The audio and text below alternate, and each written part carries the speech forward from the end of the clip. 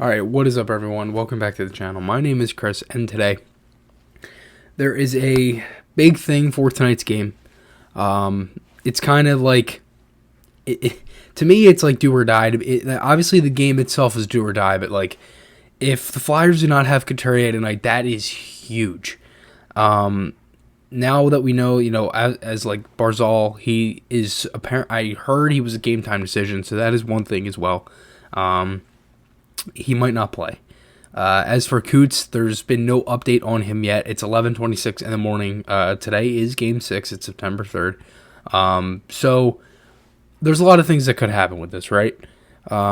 If Coots doesn't play, it's obviously huge for the Flyers. Now, the thing is that if they were to win this game, you have to go into a Game 7, maybe not having Couturier if he doesn't play.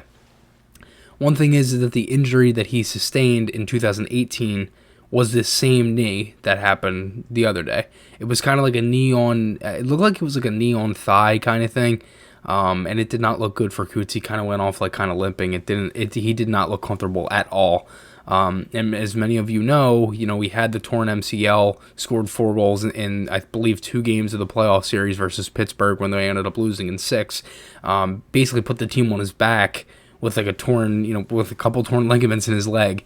But, the thing is just like the way that Coots played in that series, it was huge for the Flyers, and he's huge to this team. He's your best defensive center, and if the Flyers are not going to have him, then that is really going to, hurt their chances for this game and for, the series moving forward if he's out a long time. Now, as I said, there hasn't been any update on him, whether he's going to play. My guess is the update is going to probably come right before game time starting of warm-up, something like that, if he's going to be in. If he's not in, this is what lineup I would like to see tonight. So, first line, I'm like 85% sure you'll probably see Giroux back at center for this game. That's probably a definite. If anything, I'd like to see Lawton and Voracek on his wing because, again, that line was really good in that last game. Lawton got the overtime winner there in Game 5. They generated a lot. They were pretty much a threat out there at all times, so I'd like for them to keep that together. My second line, I'd like to see JVR with Hayes and Pitlick. I think that would be a really good line. I think they all benefit each other. I think JVR's played really well these last couple games to give him some more ice time, and I thought Pitlick was great last game playing with Hayes, but he was playing with Farabee instead. So one thing is that it was Farabee with Hayes and Pitlick, and then you had JVR with Lawton and Konechny for the start of that game, but then they had to switch it, put Lawton up to the first line and things like that. So my third line, I'd like to see Farabee with Grant and Konechny. I talked about earlier having Farabee with Grant and Aubé-Kubel. We saw them a little bit in the round robin. That might be something you could do, but then again, it's like you have to fit in TK at some point as well. So I think that's a good spot for TK. He played really good, had 2 assists in the last game, had the assist on the JVR goal, the secondary assist, primary on the Niskanen goal, so he had a really good game as well. I'd like to see Farabee with Grant and TK. I think that really would benefit all of them, to be honest. I guess we'll see what happens. But fourth line, I'd like to see Connor Bunnaman with Nate Thompson and either Aubé-Kubel or Raffl on the wing. Now, one thing is that we do not know if Raffl could play tonight. He could play. He did skate the other day, so that is something to keep in mind as well. So we might see Raffl tonight. If not, you'll probably just see Aubé-Kubel. I'd like to see Bunnaman in the lineup too. I think that really adds something into it because, again, there's been a lot of talk about putting Frost in, and I don't really think that helps. He doesn't have any playoff experience, and I think the reason is because, I think they'd rather have Bunnaman, to be honest with you. One thing I noticed with Farabee, and this would really bode over well with Frost too, because they're similar.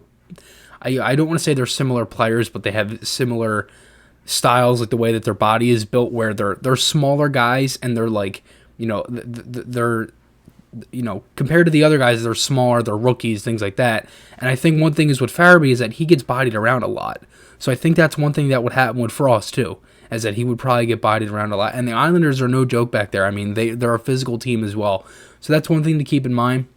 And it's nothing against Farabee or Frost either. It's just, just the way that the game is. So again, I personally don't think Frost would be a good idea. Another thing is too, he hasn't played in 5+ months. So that's another thing. I know there's been talk about people, saying, well, that's kind of like AV's fault a little bit. Well, I don't really think so, to be honest. I think, honestly, if you go back to those round robin games, did any of us expect Frost to be in? No. So that's one thing as well. But again, I mean, let me know what you guys think below on this lineup. Hopefully it's not as bad for Coots. Now, if it's the same knee, we could be, one thing we could be fearing is an ACL tear. That's not something that you want to hear.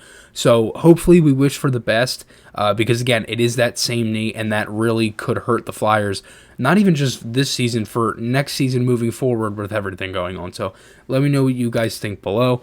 Again, it's a huge game tonight. It's do or die. This is your season right here.